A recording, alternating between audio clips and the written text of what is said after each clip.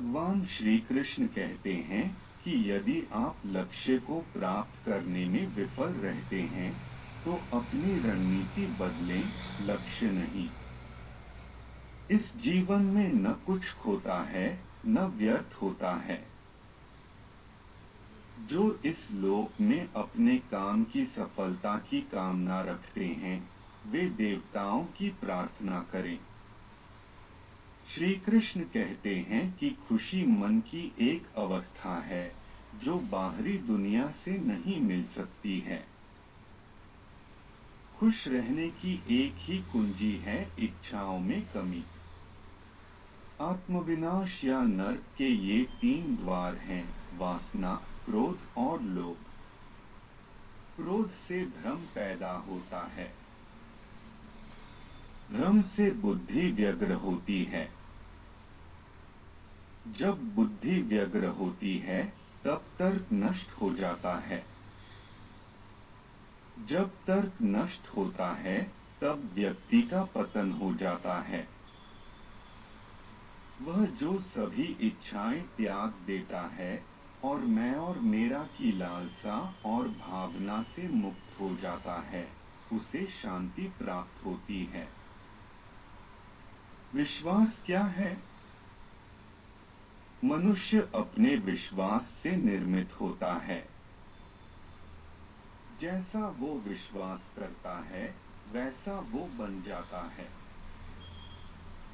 व्यक्ति जो चाहे बन सकता है यदि वह विश्वास के साथ इच्छित वस्तु पर लगातार चिंतन करे। हर व्यक्ति का विश्वास उसकी प्रकृति के अनुसार होता है। विश्वास की शक्ति को पहचाने। मित्र और शत्रु दोनों हैं मन। जो मन को नियंत्रित नहीं करते उनके लिए वह शत्रु के समान कार्य करता है। मन की गतिविधियों, होश, श्वास और भावनाओं के माध्यम से भगवान की शक्ति सदा तुम्हारे साथ है और लगातार तुम्हें बस एक साधन की तरह प्रयोग करके सभी कार्य कर रही है। मन अशांत है और उसे नियंत्रित करना कठिन है, लेकिन अभ्यास से इसे वश में किया जा सकता है। सर्वोच्च शांति पाने के लिए हमें हमारे कर्मों के सभी परिणाम और लगाव को छोड़ देना चाहिए। केवल मन ही किसी का मित्र और शत्रु होता है। निर्भीक बनो, उससे मत डरो जो वास्तविक नहीं है, न कभी था न कभी होगा। जो वास्तविक है वो हमेशा था और उसे कभी नष्ट नहीं किया जा सकता। प्रबुद्ध व्यक्ति के लिए गंदगी का ढेर, पत्थर और सोना सभी समान हैं। संशय न करो। सदैव संदेह करने वाले व्यक्ति के लिए प्रसन्नता न इस लोक में है न ही कहीं और। आत्मज्ञान की तलवार से काटकर अपने हृदय से अज्ञान के संदेह को अलग कर दो। अनुशासित रहो। उठो। संदेह, संशय, दुविधा या द्वंद्व में जीने वाले लोग न तो इस लोक में सुख पाते हैं और न ही परलोक में। उनका जीवन निर्णयहीन, दिशाहीन और भटकाव से भरा रहता है। आत्मा न जन्म लेती है और न ही मरती है। जन्म लेने वाले के लिए मृत्यु उतनी ही निश्चित है जितनी कि मृत होने वाले के लिए जन्म लेना। इसलिए जो अपरिहार्य है उस पर शोक मत करो। न कोई मरता है और न ही कोई मारता है। सभी निमित्त मात्र हैं।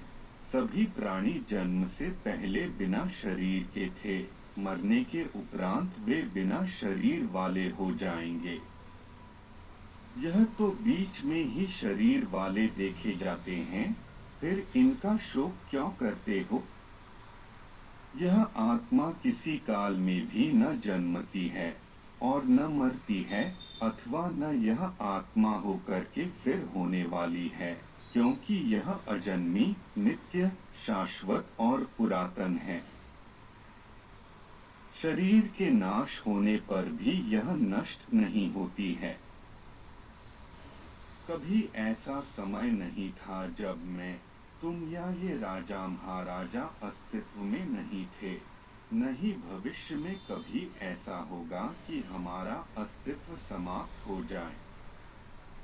हे अर्जुन, हम दोनों ने कई जन्म लिए हैं। मुझे याद है, लेकिन तुम्हें नहीं। मैं उन्हें ज्ञान देता हूँ जो सदा मुझसे जुड़े रहते हैं और जो मुझसे प्रेम करते हैं।